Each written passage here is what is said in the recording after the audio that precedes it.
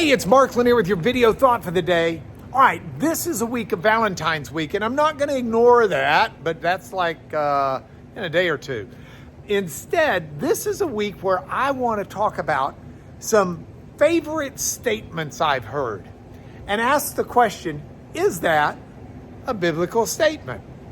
So here's one of the statements that I heard yesterday from Pastor Jared. He's just one of my buddies, and we were talking about stuff.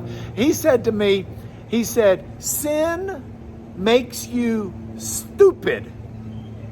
Now, aside from the fact that some of you are saying, I didn't think you were supposed to use the stupid word, I would ask, is that a biblical concept? Sin makes you stupid. I think it is. I don't want to just say, oh, I've experienced it, which I think we all have. You get caught up in sin, and all of a sudden your brain doesn't start working so well. You do get kind of stupid. But I'm thinking specifically of Proverbs 24:9. In the 24th chapter of Proverbs, verse 9 says, stupidity or foolishness is a product of sin. See, when we get caught up in sin, our brains start rationalizing, start excusing, and start doing the cover-up, and we start doing some pretty stupid stuff. I like the language that Paul used in the letter to the Ephesians, in Ephesians 4:17, when he talked about how the Gentiles were darkened in their understanding. He says it's because of their hardness of hearts, which is a biblical concept akin to sin.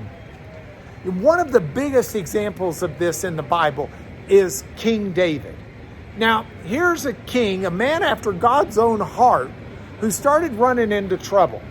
It started in 1 Samuel chapter 5 when he starts taking on concubines. But you start rolling into like chapter 14 or 15, and he sins with Bathsheba. This is that big adultery sin where King David's at his house. By the way, he sent his army off to war without him, who ought to be leading the army. He's about 50 years old, we're guessing, and he's up on the roof, and he's watching Bathsheba on her roof, at least, taking a bath. He brings her in. The relationship ensues. She gets pregnant. Now, he's sinned, and he's gotten pretty stupid about it. And he's trying to cover it up. Tries to cover it up, getting her husband home from the military. That doesn't work. Winds up getting her husband killed. Anything he can do to cover it up until Nathan the prophet finally hits him up and brings him back to his senses. But sin, it makes us stupid. So what's the antidote? Let's avoid sin as much as we can. And when we do sin, let's repent before the Lord. Don't worry about covering it up. Let's worry about trying to make things right. Let's worry about trying to do things better. Because sin makes us stupid, but righteousness draws us closer to God.